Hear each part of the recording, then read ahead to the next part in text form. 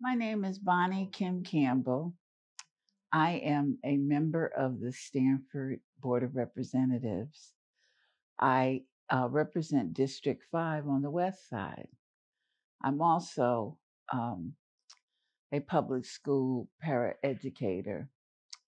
I'd like to say that my family has lived here for 94 years. My grandparents, Paul and Mary Medley, came here in 1929 from Mount Gilead, North Carolina, to get away from Jim Crow laws and to make their way to their dreams. So we've been here many, many years and have made Stamford our home and love it tremendously. I am delighted to be a part of this cause, to stand with citizens in this city who want to make government better because each of us are trying to live our true, authentic lives and to have a real pursuit of our happiness. That's what this country is about. I don't know of any other country that has that in their constitution. The charter here in Stamford is important because it's not unlike the Constitution of the United States. It's the rules and regs for the way that we engage each other in government. It's so important that we know what everybody is doing, what the legislative branch does, what the judicial branch does, if there is one, and the executive branch, and the part that everybody always forgets, the electorate. We get to change things every 2 to 4 years if we don't like it, if it doesn't fit with what we feel should be happening. So it's tremendously important. And that's why in our charter it says we should look at it every 10 years to see if there are things that need to be revised. The revisions were done by 15 citizens who were interviewed and vetted by the Board of Representatives. They were people that were committed volunteers from all aspects of life, tremendously diverse in ethnicity, in their political beliefs, in their involvement in the community.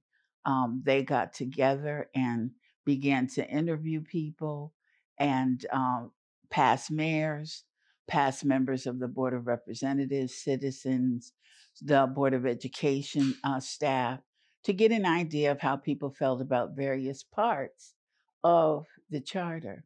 The Board of Representatives should have access to outside counsel.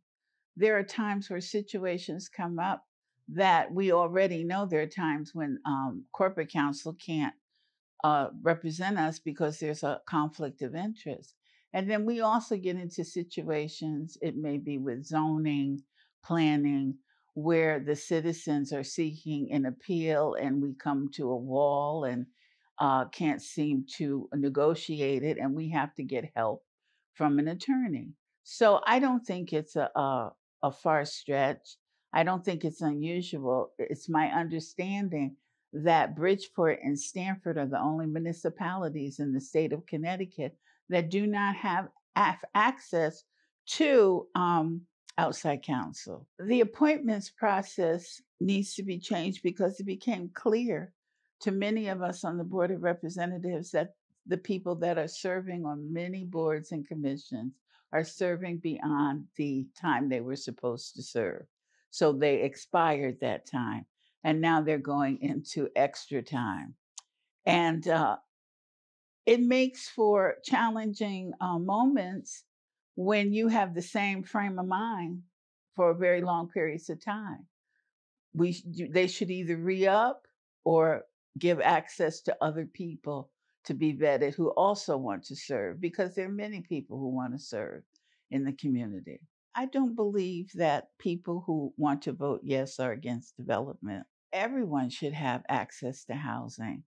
Mayor Simmons ran on that basis. She talked about housing for everyone, nobody being priced out. However, we have no room in the shelter. We have apartments that people cannot afford who work in our grocery stores, at the hospital, paraeducators. We need housing for everyone, for the homeless, so they can transition into housing. We need deeply affordable housing for families. We need housing that has more bedrooms because a lot of our people have children. People are having children and they need the room for them. So our BMR program is lacking because there's no avenue for people when they grow into a bigger family. Um, that's why I'm so excited about a housing commission because it can be a one-stop shopping place where you go in there and you can get assistance in housing if you're having problems with the management and not going along with what they should be doing.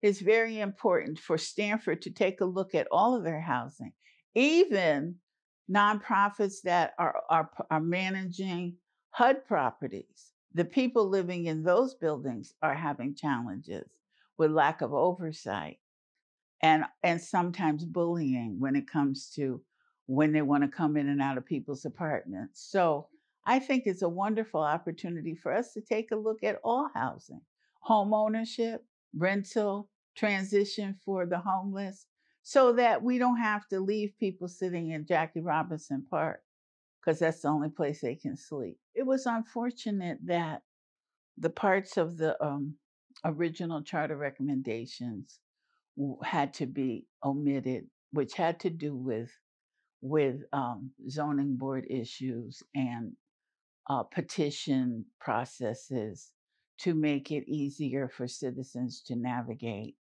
Um, what I will say, I don't want to get into specifics, but I'll say this: when other words were put into that bond bill, and I think the term was it was a rat bill. And it wasn't unfamiliar to me because it happens in Washington. It's been happening. People don't talk about it enough. But what I feel is that it put the citizens of Stamford at a disadvantage. And it was blocking voter rights.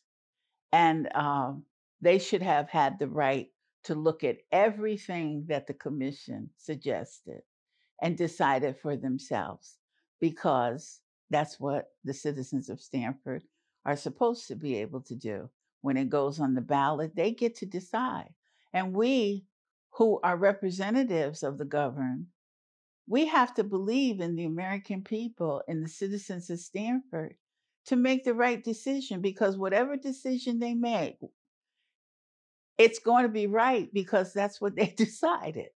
Now, if we as the governed, those who govern, can't trust people, we shouldn't be in this business because you're not going to get what you want every day. It's always not going to go your way. The civil rights movement, when Thurgood Marshall was in the Supreme Court fighting the cases for civil rights, sometimes he won 2 steps and had to go back 5. Just imagine the board, the Brown versus Board of Education was won with 9 white conservative judges sitting on that board. Whoever would have believed that they both all came to the decision that white children and Black children were harmed by separate but equal.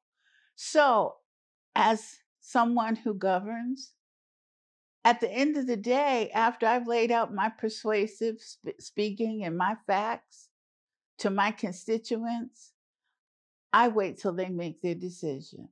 And so I think that's what the grown-ups on the 10th floor should have done. I'm Bonnie Kim Campbell, and I'm voting yes for a smarter charter.